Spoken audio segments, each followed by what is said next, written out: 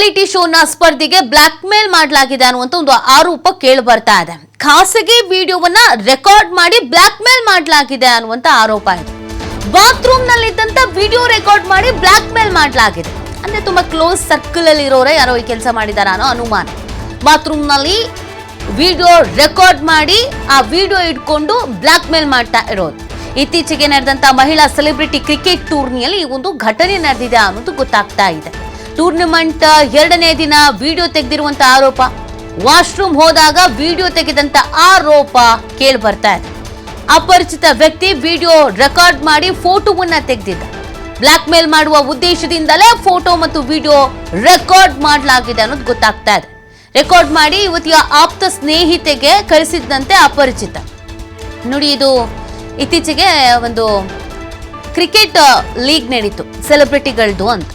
ಆ ಸಂದರ್ಭದಲ್ಲಿ ಅಲ್ಲಿನ ಬಾತ್ರೂಮ್ ಯೂಸ್ ಮಾಡುವಂತ ಸಂದರ್ಭದಲ್ಲಿ ಈ ವಿಡಿಯೋ ರೆಕಾರ್ಡ್ ಮಾಡ್ಕೊಳ್ಳಲಾಗಿದೆ ಅಂತಂದ್ರೆ ಇದೇ ನಟಿ ಅಥವಾ ಇದೇ ಸೆಲೆಬ್ರಿಟಿಗೆ ಮಾಡಬೇಕು ಅಂತಾನೆ ಮಾಡಿದ್ದ, ಅಥವಾ ಹೇಗಿದ್ರು ಅಲ್ಲಿ ತುಂಬಾ ಜನ ಸೆಲೆಬ್ರಿಟಿಗಳಿದ್ರು, ಯಾರನ್ನಾದ್ರೂ ಬ್ಲಾಕ್ ಮೇಲ್ ಮಾಡಿ ದುಡ್ಡು ಕೀಳೋಣ ಅಂತಾನೆ ಟೀಮ್ ಅಲರ್ಟ್ ಆಗಿ ಈ ಕೆಲಸ ಮಾಡಿರೋದ, ಇದು ಪ್ರಶ್ನೆ. ಒಟ್ನಲ್ಲಿ ಬ್ಲಾಕ್ ಮೇಲ್ ನ ಉದ್ದೇಶದಿಂದನೇ ಮಾಡಿರೋದಾ ಅನ್ನೋ ಅನುಮಾನ ಈಗ ಹುಟ್ಕೊಳ್ತಾ ಇರೋದು. ಇನ್ಸ್ಟಾ ಅಕೌಂಟ್ ನಿಂದ ಆಕೆಯ ಸ್ನೇಹಿತೆಯ ಅಕೌಂಟ್ಗೆ ವಿಡಿಯೋ ಕಳಿಸಿದಾರಂತೆ.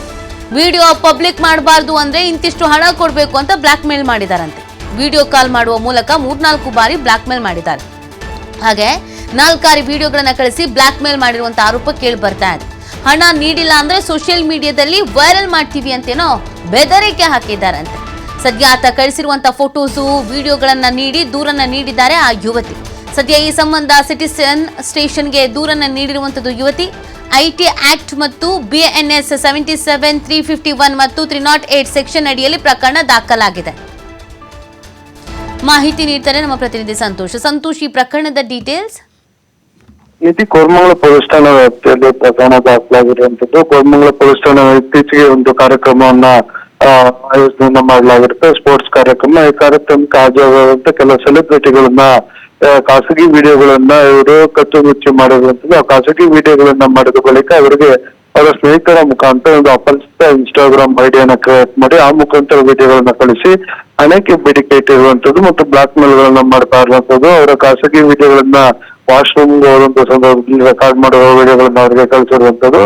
ಅದಷ್ಟಲ್ಲದೆ ಇದನ್ನ ಒಂದು ವೇಳೆ ಏನು ಹಣಕ್ಕೆ ಏನ್ ಡಿಮ್ಯಾಂಡ್ ಮಾಡ್ತಾರೆ ಹಣವನ್ನ ಕೊಡದೆ ಹೋದ್ರೆ ಈ ವಿಡಿಯೋಗಳನ್ನ ವೈರಲ್ ಮಾಡುವುದು ಅವರಿಗೆ ಬೆದರಿಕೆಯನ್ನ ಆಗ್ತಾ ಇರುವಂತದ್ದು.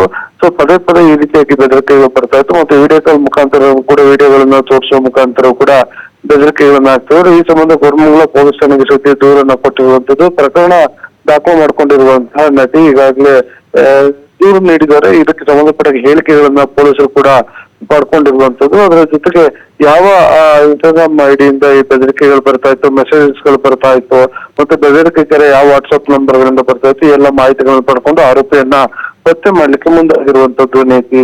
ಓಕೆ, ಥ್ಯಾಂಕ್ ಯು ಸಂತೋಷ್, ತಮ್ಮ ಡೀಟೇಲ್ಸ್ಗಾಗಿ.